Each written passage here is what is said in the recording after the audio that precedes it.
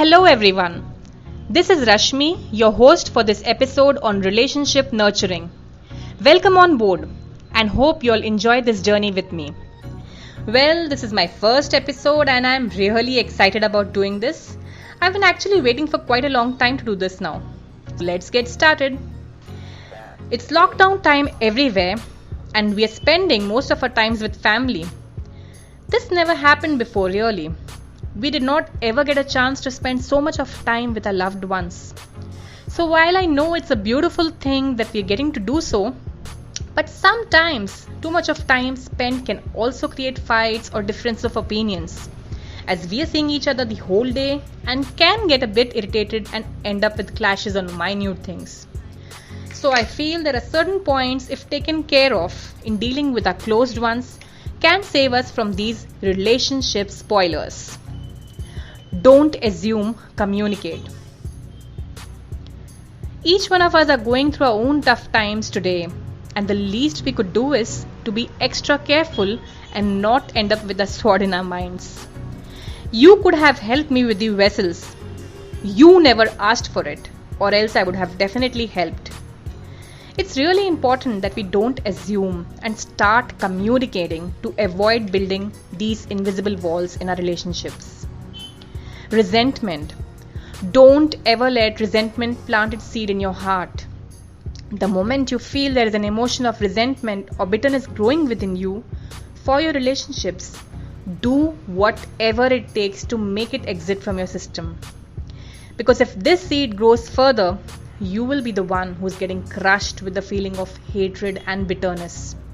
Besides, doing the injustice to your loved ones as well. If ever there is a situation where you feel bitter about what the other person said or did, talk it out. Find the reason for the same and sort it out. Or the best, just let it go. Own up. Own up for yourself and do not play the blame game. The ball of blames could keep rolling from one to another and it could be the best spoiler in your relationships. If there is something you need to take ownership, do it. And if you feel the other person was the one who ought to do it, explain it politely and once again, just let it go. Don't keep being repetitive of their mistakes and keep rubbing on them. This would only spoil things further instead of getting sorted. Take care of your own self. There will be many words said that you didn't like, many behaviors or actions that didn't go down well with you. Do not let it affect you to such an extent that you stop taking care of yourself.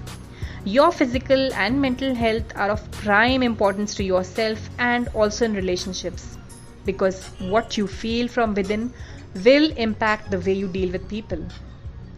And last but not the least, let go.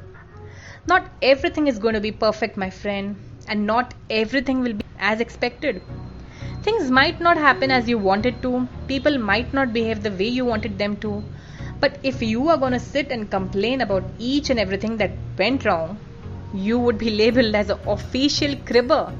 And I'm sure nobody wants to be associated with the ever-crying cribber, right?